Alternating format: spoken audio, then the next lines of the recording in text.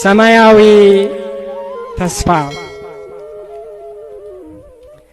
ተስፋውን ያጣ ሰው ሁሉንም ይጠላል። የፈጣሪን መኖር ጭራሽ ይዘነጋል። ሞትን መጠባበቅ እንዴትስ ይጠቅማል? ነገር ግን ወዳጄ እስኪ ልጠይቅህ፣ መልስህን ንገረኝ አውጥተህ ከልብህ። ከችግርህ ለመውጣት እምነትህ የጣልከው ያወጣኛል ብለህ ድጋፍ ያደረከው በመከራህ ጊዜ እረ ተስፋ ማን ነው? ሰው ወይስ ፈጣሪ? ሳትዋሽ ተናገር የእውነትን መንገድ አንተም እንድትመከር። እምነትህና ተስፋ ከሆነ እግዚአብሔር መኖር ትችላለህ በፍጹም ሳታፈር። የሰው ተስፋ ግን ለምኑ ይበጃል?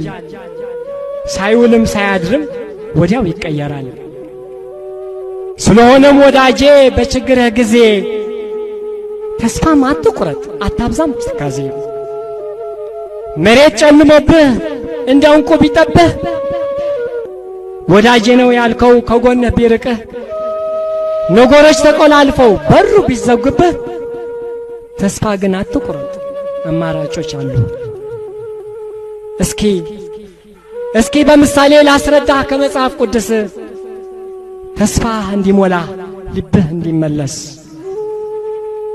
አንተ የምትጨነቀው ሆነህ በዚህ ምድር፣ ዮናስ ግን ነበረ ተጥሎ ከባህር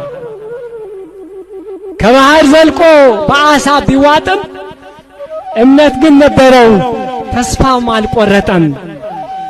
በአሳ ሆድ ሆኖ ሲቆይ ለ3 ቀናት የእግዚአብሔር ተስፋ ነበር ሲጠባበቃት። አንተ ወዳጄ እስኪ ልብ በል፣ ዮናስ ከባህር ከአሳ ሆድ ይወጣል ይሆናል ተብሎ እንዴት ይታሰባል? ዮናስ ግን አሰበ ተስፋም አልቆረጠም። እጆቹም ዘርግቶ መጮሁም አልተወም።